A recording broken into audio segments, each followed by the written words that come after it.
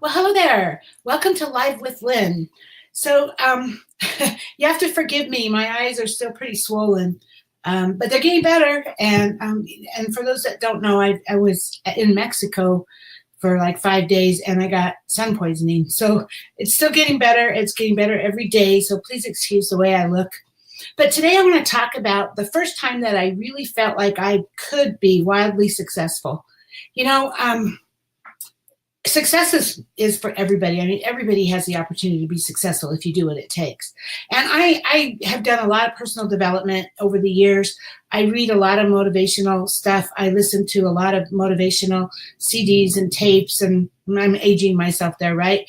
But I used to drive an hour and a half each way to work when I lived in California. So I got plenty of time to listen to, all the top motivational speakers and personal development coaches and all of that. But one of the things that has stuck with me more than anything was Zig Ziglar.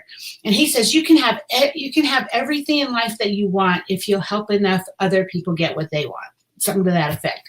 And I firmly believe that. I firmly believe in what you give out is what comes back to you, and that the universe, whatever you ask for, the universe provides. And so don't ask for something you don't want. You have to think good thoughts, and you have to constantly be looking for the best. But if you help enough people get what they want, you can have what you want. And that is powerful. That is so powerful. So the time when I really felt like I was going to be, like I really could be successful, actually, I felt I was on cloud 9 that day. But before that day, let's lead up to this. So the year was 2006, I think it was, and Avon had an incentive to go on a cruise to the Bahamas. I think it was called Sail Away to the Bahamas, and all of Avon's incentives are based on sales and recruiting or a combination of. And I put out an email to my team, and I said, who wants to go? Who's committed? And I actually had quite a few that said they wanted to go, but when it came down to it, they weren't really putting in the work. But I had two, Betty and Maria, who wanted to go and were willing to do what it took. And so of course, I'm working really hard to earn the trip for me.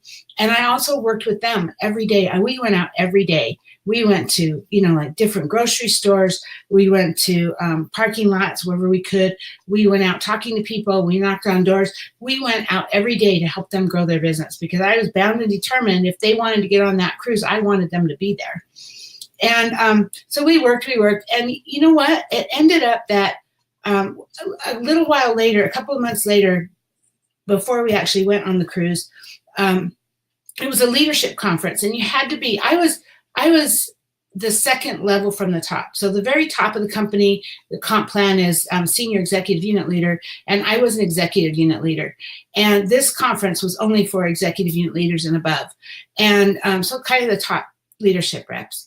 And I get there, and Donna, the lady that was kind of running the leadership part of it, came up to me and she says, you earned that cruise, but not only did you earn it, you earned it as number one in the entire nation. Can you believe that? In the entire nation, you won that as number one in the entire nation. I was like shocked.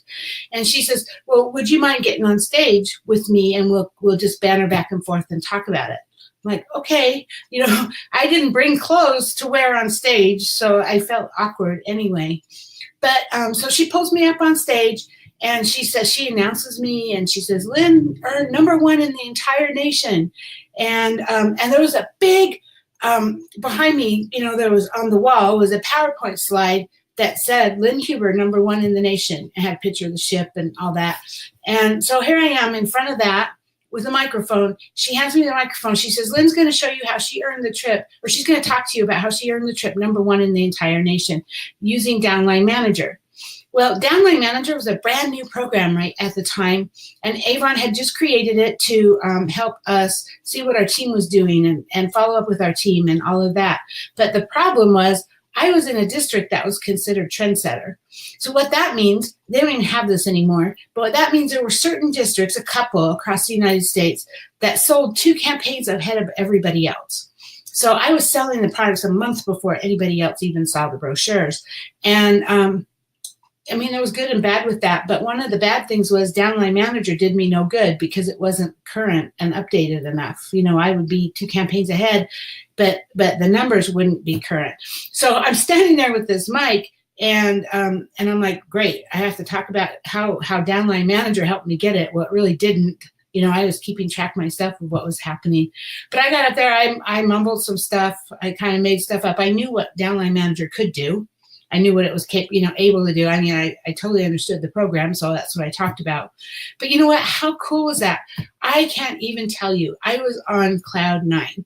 I was so excited. I mean, #1 in the entire nation. Can't even believe it. I still to this day can't believe that.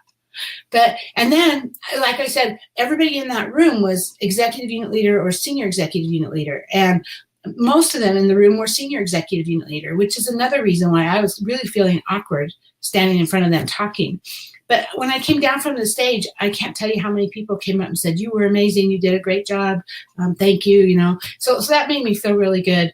But that's really when it hit me that I absolutely can be wildly successful with this. I already was, right? But I still had a long ways to go.